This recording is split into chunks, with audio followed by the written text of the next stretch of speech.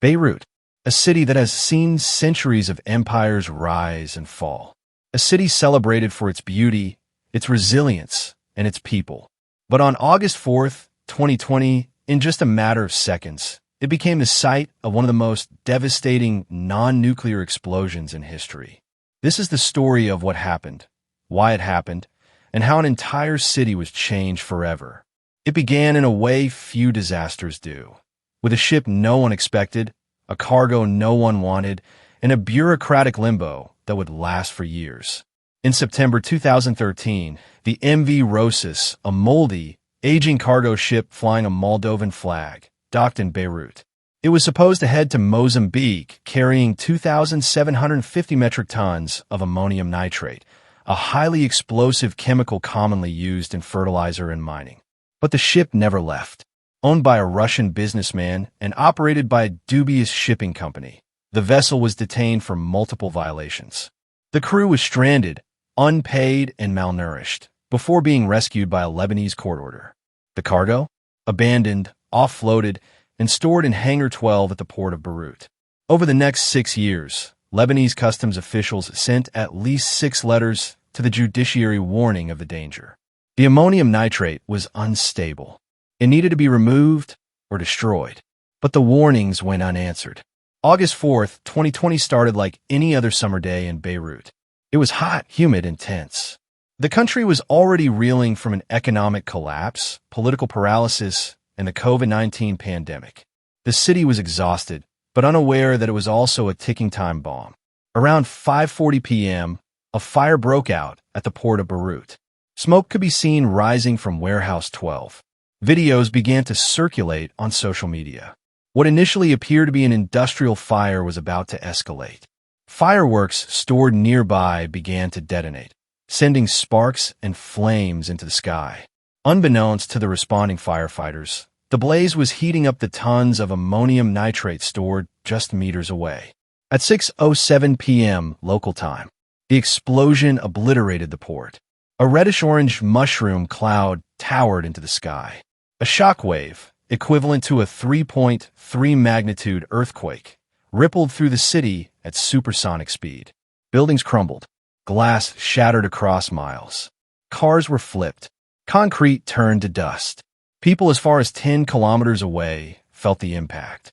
The immediate aftermath was apocalyptic. 218 people were killed. Over 7,000 were injured. More than 300,000 were rendered homeless. Hospitals were already strained by COVID-19. Now, with thousands pouring in from across the city, they were overwhelmed. Some hospitals were so damaged they had to treat patients in parking lots. The port, the economic lifeline of Lebanon, was destroyed. It accounted for 60% of the country's imports. Essential supplies, food, medicine, fuel, were now cut off or buried beneath rubble. But amid the destruction, there was solidarity. Neighbors carried each other. Volunteers flooded the streets. NGOs set up tents, clinics, and kitchens. Beirut, broken as it was, began to respond. As the dust settled, questions arose. Who was responsible?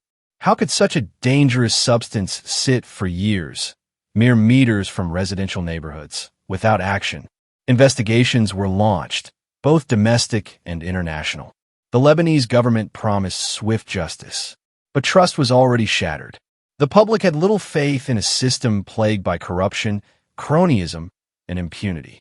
For years, Lebanon had endured political mismanagement, sectarian divisions, and a paralyzed judiciary.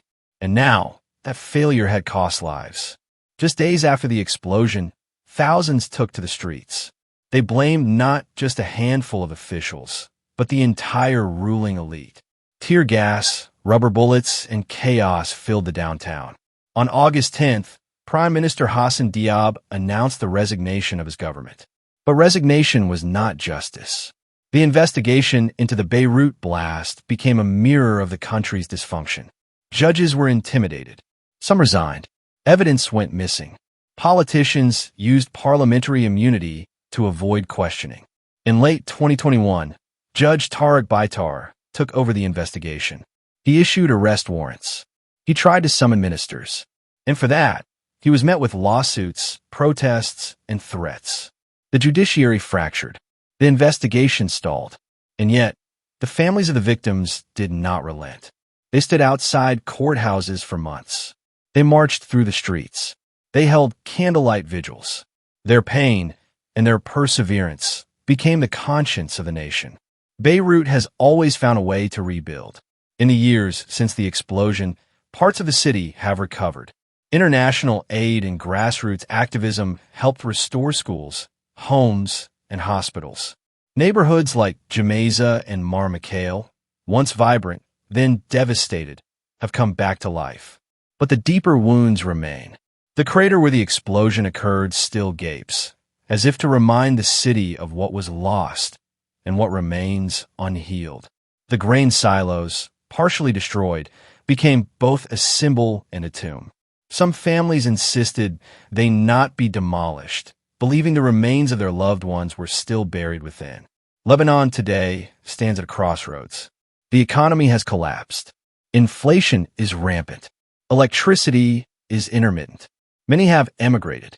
Those who remain live with uncertainty, but they also live with hope that this tragedy may be the catalyst for real change, that the cries for justice won't go unheard. The Beirut explosion was not just an accident. It was the consequence of negligence, corruption, and silence, but also unveiled something else: courage, resilience, and a refusal to forget. Beirut may have shattered, but its spirit did not.